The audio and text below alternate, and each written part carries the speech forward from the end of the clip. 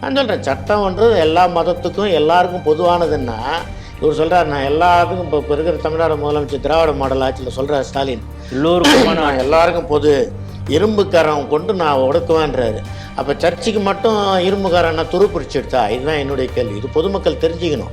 ரிப்போர்ட்டில் வந்து பார்த்திங்கன்னா இதில் வந்து ஒரு சர்ச்சு இருக்குது, government panchayat board, VO office, இன்னும் ஒரு 12-15 வீடுங்க இருக்குது அப்படின்றத வந்து தாசில்தார் வந்து ஆதாரபூர்வமாக பிரமாண பத்திரம் கோர்ட்டில் தாக்கல் பண்ணார். பேட்டி கொடுக்குறாரு தமிழ்நாடு முதலமைச்சர், நாங்கள் வந்து சட்டசபையில் தீர்மானம் போட்டு எங்களுக்கு கவர்மெண்ட்டே தேவையில்லை, இது கவர்னரே தேவையில்லை அப்படின்னு நாங்கள் வந்து தீர்மானம் போட்டு இது இப்போ மேலே அனுப்ப போகிறோன்றாரு. இப்போ இது வரைக்கும் பார்த்தீங்கன்னா இந்த கவர்மெண்ட் லேண்டு, கோயில் லேண்டை மீட்கிறதுக்கு நான் ஒரு 14 ரிட்டு போட்டு கோர்ட் ஆர்டர் வாங்கியிருக்கிறேன். ஒரு கோர்ட் ஆர்டர் கூட இவங்க இது வரைக்கும் ஒபே பண்ணலை. ஈஓ சம்பளம் வாங்குறாரு, குறைஞ்சது 80,000 ரூபாய். ஒரு அசிஸ்டன்ட் கமிஷனருக்கு பார்த்தீங்கன்னா 1 லட்ச ரூபாய், ஜாயின்ட் கமிஷனருக்கு 1.5 லட்ச ரூபாய், கமிஷனர் பார்த்தீங்கன்னா 3 லட்ச ரூபாய் சம்பளம் வாங்குறாங்க. எந்த காசில்? மக்கள், இந்து மக்களுக்கு இந்து கோயிலில் வர வருமானத்தை எடுத்து டேக்ஸ்ன்ற பேரில் எடுத்து பண்ணுறாங்க. இது எதுக்கு இவங்களுக்கு கொடுக்குறோம்? அந்த கோயிலுக்கு வருமானத்தை பார்த்துக்கணும், சொத்தை பாதுகாக்கணும், சொத்தை செக்யூரிட்டியாக இருக்கணுன்றது தான் இவங்களுக்கு கொடுக்குறோம் நம்ம. ஆனால் இவங்க எந்த வேலையுமே செய்யலை. இந்த பொங்கல் பண்டிகை கொண்டாட ஒரு அழைப்பு கொடுத்துருக்காங்க, வந்திருக்கார் ஒரு கமிஷனர் முதல்ல. சரி வரீங்க, நீங்கள் வந்து கிறிஸ்டின், அமல்ராஜன்றவர் கிறிஸ்டின், ரைட்டு, உங்கள் கோயிலுக்கு நீங்கள் ஷூ காலோட, சர்ச்சுக்கு ஷூ காலோட போங்க, அது உங்கள் சம்பிரதாயம். பட் எங்கள் சம்பிரதாயம் இருக்குதுல்ல, ஒன்று நீங்கள் வந்தீங்கன்னா எங்கள் சம்பிரதாயம் பிரகாரம் பண்ணணும், இல்லைன்னா அதை பண்ணக்கூடாது. ஷூ காலர் போட்டுன்னு வந்து குத்து விலைக்கு ஏற்றுறாரு சார். நீங்கள் அந்த பில்டிங்கை பாருங்கள், நான் அந்த ஃபோட்டோ கூட உங்களுக்கு கொடுத்துருக்கேன் பாருங்கள்.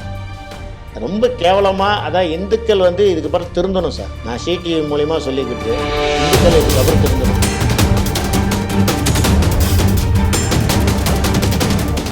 ஸ்ரீடிவி நேயர்களுக்கு வணக்கம். எதிர்வினை நிகழ்ச்சியில் மீண்டும் சந்திப்பதில் மகிழ்ச்சி. ஏற்கனவே நம்ம ஸ்டூடியோவில் வந்து பல பெரிய விஷயங்களை எல்லாம் எக்ஸ்போஸ் பண்ணியிருந்தாங்க. முன்னாள் இராணுவ வீரராக இருந்தவர், சமூக ஆர்வலராக தொடர்ந்து சேவை செய்து வரும் திரு சந்தானம் அவர்கள் இன்றைக்கி மீண்டும் நம்ம ஸ்டூடியோவுக்கு வந்திருக்காங்க.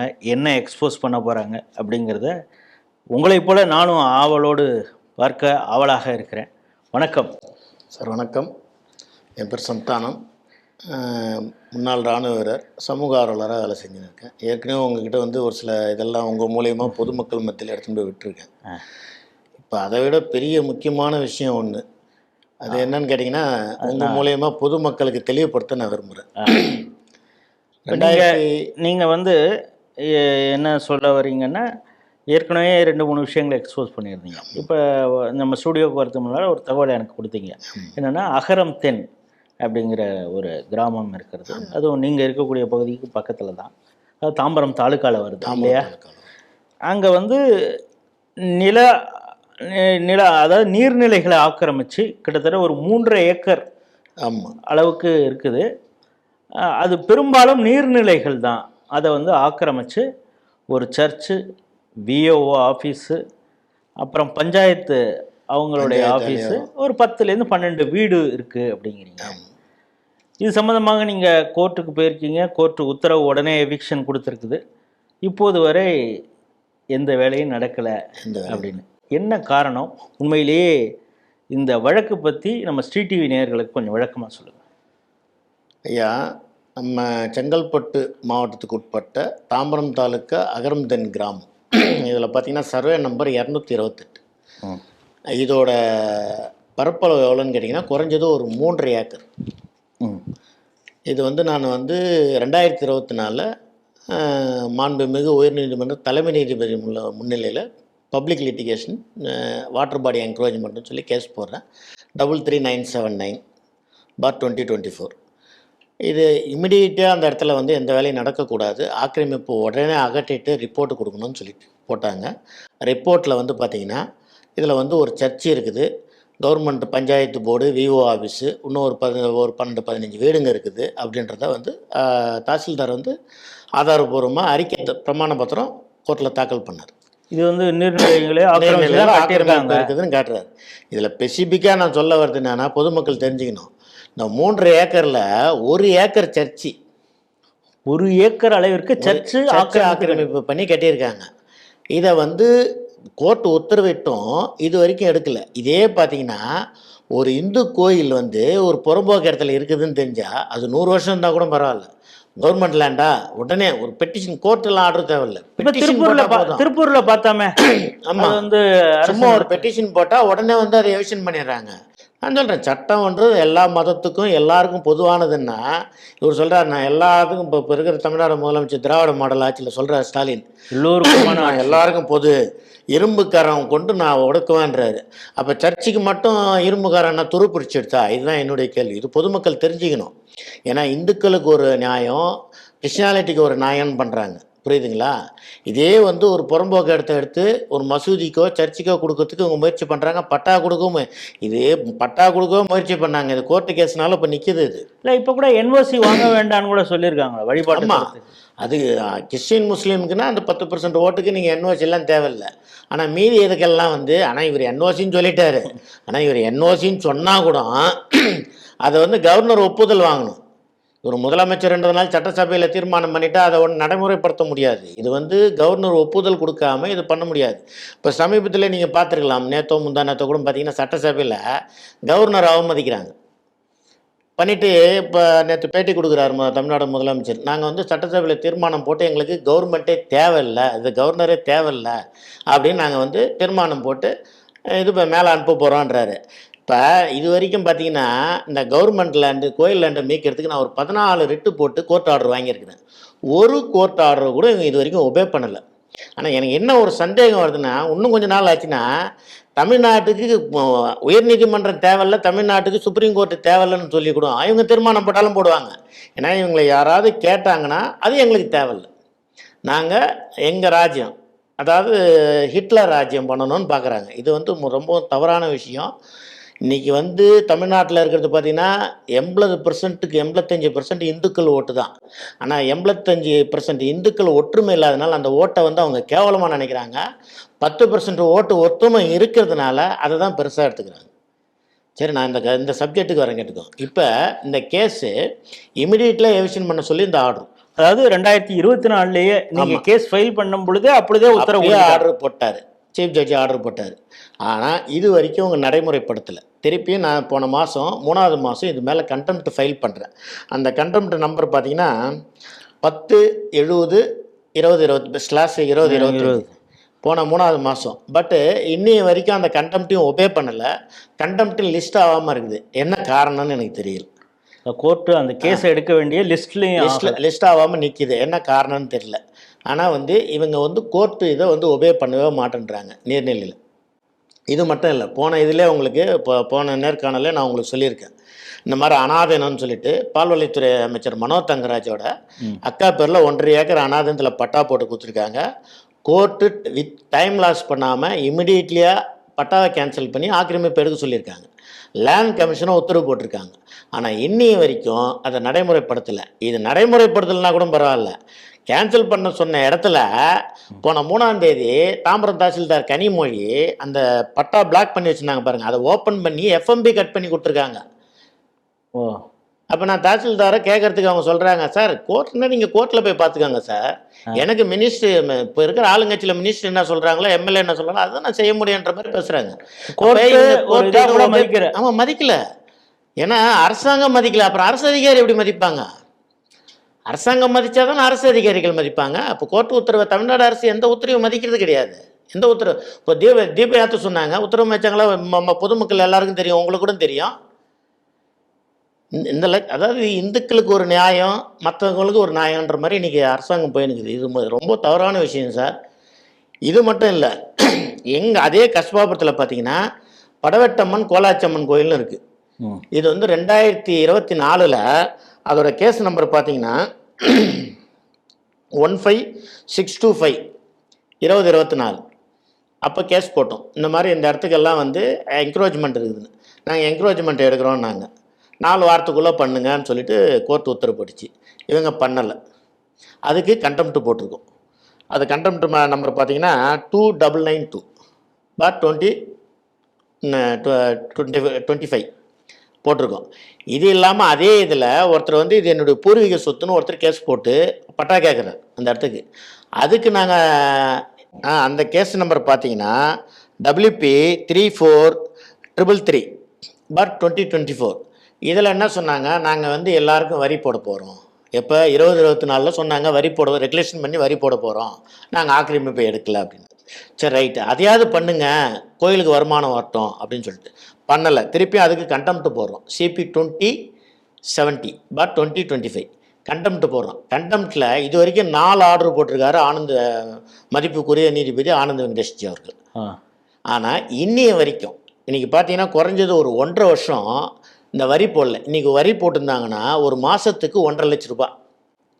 அப்போ 1.5 வருஷத்துக்கு எவ்வளோ வருமானம் வந்திருக்கும் அந்த கோயிலுக்குன்னு பாருங்கள்.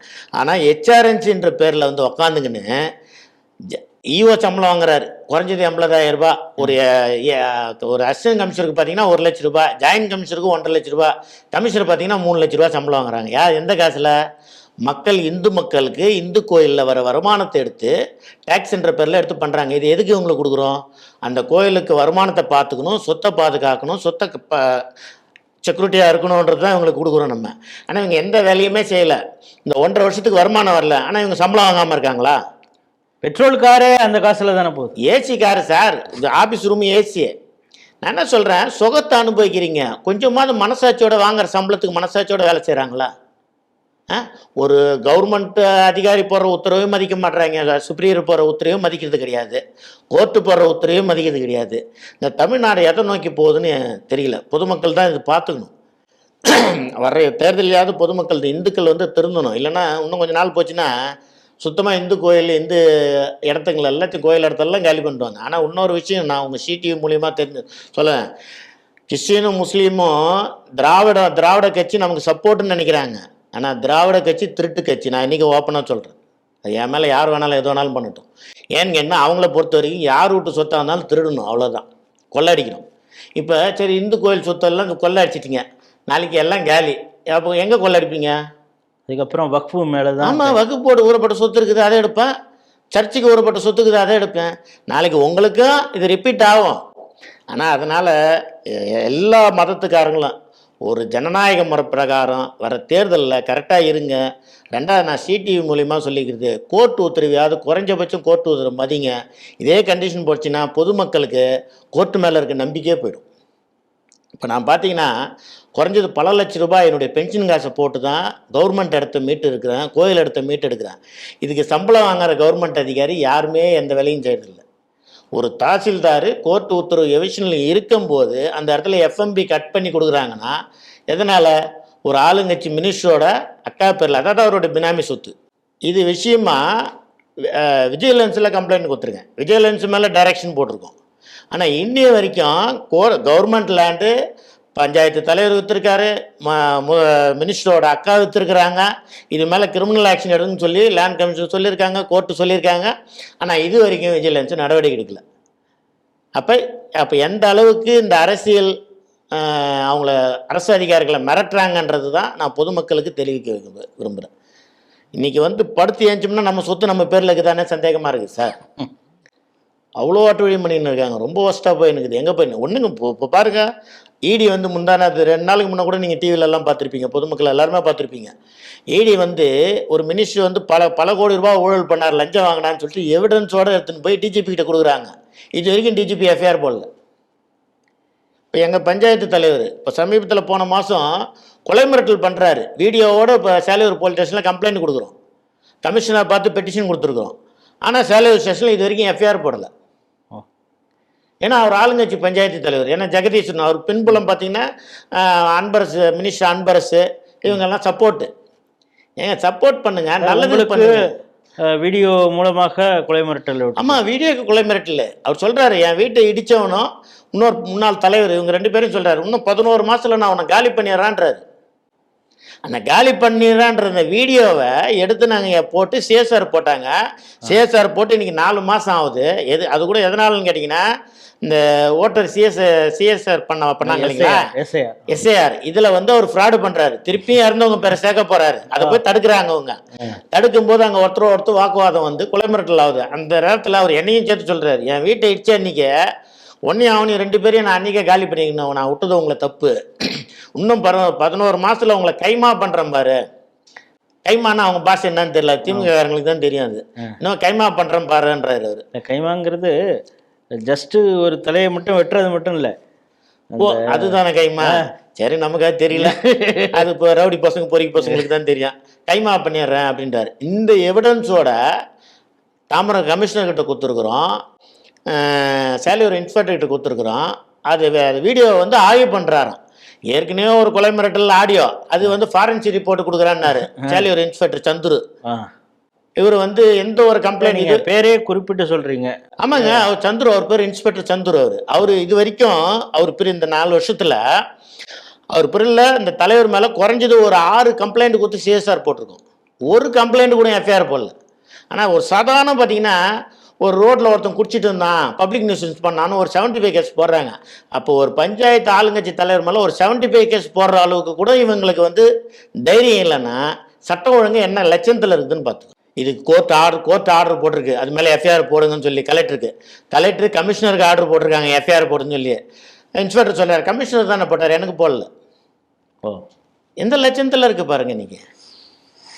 இப்போ சமீபத்தில் ஒன்றும் கிடையாது. இப்போ பாருங்கள், ஒரு ஒரு ஒரு 4 நாளைக்கு முன்னே பொங்கல் திருவிழா கொண்டாடினாங்க.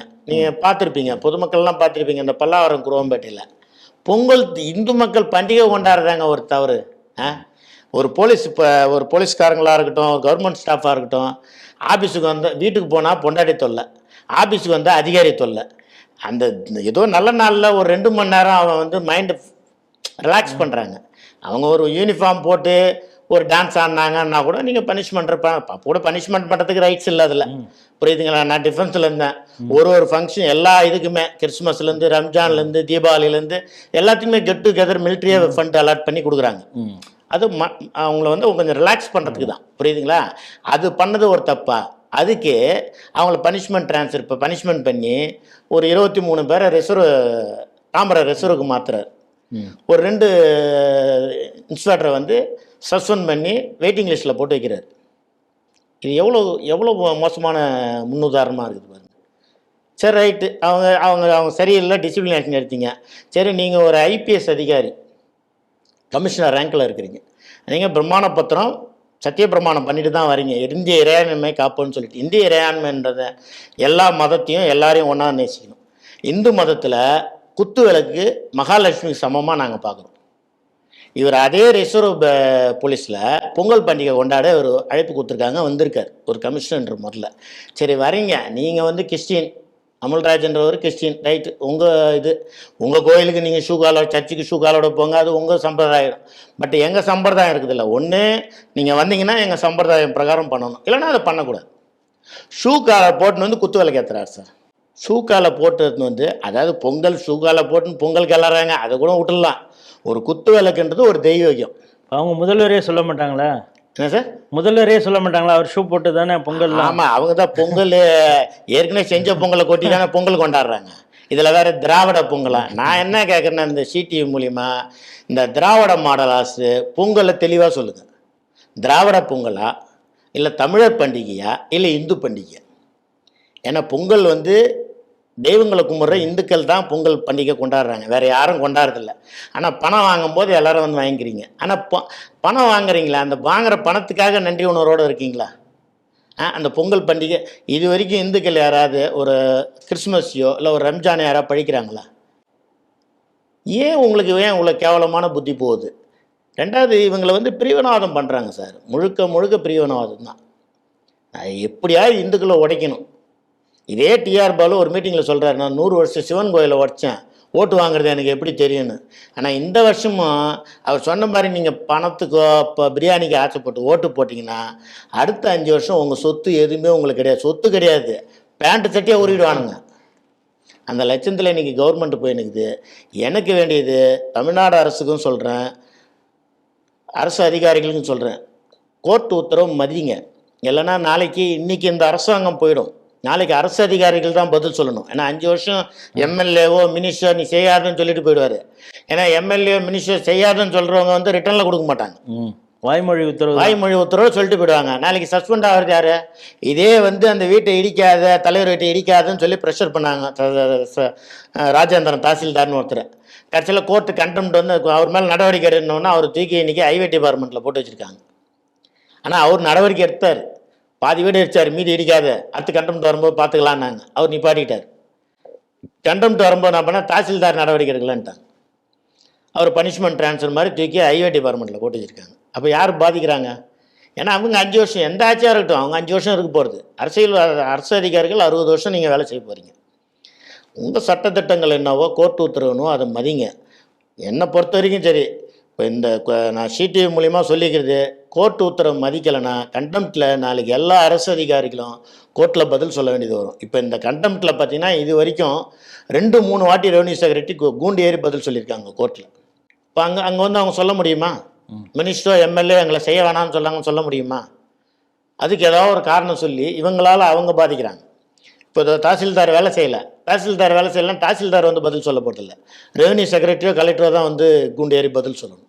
ஆனால் நான் என்ன சொல்லணும்னா, ஒரு சின்ன ஒரு கம்ப்ளைண்ட்டு, ஒரு கிறிஸ்டின் வந்து இது புறம்போக்கில் ஒரு விநாயகர் கோயிலுக்குன்னா உடனே நாளைக்கு ஜேசிபி எடுத்துன்னு வந்துடுறாங்க. அதுக்கு 1008 போலீஸு. இப்போ இதில் இன்னொரு வெக்கைக்கேடு என்னன்னுங்க, எவிஷனுக்கு 2 வாட்டி லெட்டர் கொடுத்துருக்காங்க. 2 வாட்டியும் போலீஸில் ஆள் இல்லைன்னு சொல்லி நிப்பாட்டிருக்காங்க எவிஷனு. இது அதோட வெக்கைக்கேடு. இது அதான் எந்த அளவுக்கெல்லாம் வந்து நம்ம கோயில் அடிக்கிறதுக்குன்னா எவ்வளோ பிரச்சனை இருந்தாலும் சரி. திருப்பரங்குன்றத்தில் நீங்கள் பார்த்தீங்க, விளக்கு தீபம் ஏற்றக்கூடாதுன்றதுக்கு ஊரில் இருக்க அத்தனை போலீஸ் ஏற்றுமே கொட்டினாங்க. ஏன்னா இந்து பண்டிகை நிற்பாட்டும் கெடுக்கணும். ஆனால் இதே ஒரு சர்ச்சை அடிக்கணும்னா போலீஸ் இல்லை, பற்றாக்குறை. பொங்கல் வந்துருச்சு, போலீஸ் பற்றாக்குறை, பந்தோபஸ்துக்கு போலீஸ் இல்லை. தீபாவளி வந்துச்சு, பொங்கல் பந்து. இந்த நான் சொல்கிற வாட்டர் பாட்டிலில் சர்ச்சை அடிக்கிற மேட்ரு 2 வாட்டி போலீஸ் பற்றாக்குறைன்னு சொல்லி டிசியை வச்சு சொல்ல வச்சாங்க. 2 வாட்டி கிறிஸ்மஸ் வந்துச்சு, கிறிஸ்மஸ் முடிஞ்சு நாங்கள் எடுக்கிறோம். நாங்கள் 2 கிறிஸ்மஸ் போயிடுச்சு. நீங்கள் அந்த பில்டிங்கை பாருங்கள், நான் அந்த ஃபோட்டோ கூட உங்களுக்கு கொடுத்துருக்கேன் பாருங்கள். ரொம்ப கேவலமாக. அதான் இந்துக்கள் வந்து இதுக்கப்புறம் திருந்தணும் சார். நான் சிடிவி மூலிமா சொல்லிக்கிறது, இந்துக்கள் இதுக்கப்புறம் திருந்தணும். சிடிவியில் இன்னொரு விஷயமும் நான் சொல்ல விரும்புகிறேன். நான் ஏற்கனவே ஒரு பதிவு கொடுத்துருந்தேன் திருநீர்மலையை பற்றி. திருநீர்மலை அன்றைக்கி நான் சொன்னது 76 ஏக்கர் மட்டும்தான். ஆனால் அதுக்கப்புறம் தான் எனக்கு கவர்மெண்ட் ரெக்கார்டு ஃபுல்லாக கிடச்சிது. மொத்தம் பார்த்திங்கன்னா திருநீர்மலை வில்லேஜோட மொத்த ஏக்கர்ஸ் வந்து 1421 ஏக்கர். இதில் பட்டா லேண்டு வந்து பார்த்திங்கன்னா 380 ஏக்கர் தான் பட்டா லேண்டு. 1050 ஏக்கர் வந்து பெருமாள் கோயிலோட சொத்து. அது இன்றைக்கி 1050 ஏக்கரில் இன்றைக்கி கோயில் பேரில் இருக்கிறது வெறும் 157 ஏக்கர். அப்போ பார்த்திங்கன்னா 950 ஏக்கரை வந்து இவங்க பட்டா போட்டு விற்றுருக்குறாங்க. 950 ஏக்கரை என்கரேஜ் பண்ணிட்டாங்க, அபேஸ் பண்ணிட்டாங்க. அப்போ இதனுடைய மதிப்பு பார்த்திங்கன்னா இன்றைக்கி குறைஞ்சது ஒரு 20,000 கோடி. கைட்லைன் வேல்யூவில் நான் சொல்கிறது, மார்க்கெட் வேல்யூ எங்கேயோ போயிடுது. கைட்லைன் வேல்யூ 20,000 கோடி. நான் சிடிவி மூலிமா பொதுமக்களுக்கு சொல்ல விரும்புகிறது என்னன்னா, திருநீர்மலையில் அந்த கோயில் சுற்றில் பட்டா வாங்கி நிறைய அப்பார்ட்மெண்ட்ஸ் கட்டி விற்றுன்னு இருக்காங்க, நிறைய பிளாட்டு போட்டு விற்றுன்னு இருக்காங்க. தயவு செய்து நீங்கள் 2 மோஸ்ட்லி லீகல் பார்க்குறது என்ன தெரியுங்களா பண்ணுறாங்க, 2 டாக்குமெண்ட் 3 டாக்குமெண்ட் லீகல் பார்க்குறாங்க. பட்டா இருக்குது தான் ரைட், அப்ரூவலுக்கு தான் ரைட்டு, ப்ரீவியஸ் டாக்குமெண்ட்டை யாருமே பார்க்குறது இல்லை. இதை நான் சொல்கிறது வந்து 1911 வில்லேஜ் செட்டில்மெண்ட் ரெக்கார்டு. அதில் வந்து இந்த கோயிலோட சொத்து இதுதான். சொத்து வாங்குறவங்க யாராக இருந்தாலும் சரி, திருநீர்மலையில் இல்லை வாங்கியிருந்தாலும் சரி, நீங்கள் இதுக்கப்புறம் கண் விழிச்சிக்கோங்க. நாளைக்கு இன்றைக்கி இந்த அரசாங்கம் காப்பாற்றுன்னு நீங்கள் நினைக்காதீங்க. நாளைக்கு எந்த அரசாங்கம் வந்தாலும் சரி, சுப்ரீம் கோர்ட் உத்தரவு கோவில் நிலம் 100 வருஷத்துக்கு முன்னே பட்டா கொடுத்தா கூட செல்லாதுன்னு சொல்லி சுப்ரீம் கோர்ட் ஆர்டர். நீர்நிலைகளில், கோயில் நிலங்களில், கவர்மெண்ட் அரசு புறம்போக்கில் இதில் வந்து 100 வருஷத்துக்கு முன்னே பட்டா கொடுத்துருந்தாலும் செல்லாதுன்னு சொல்லி ஆர்டர் வருது.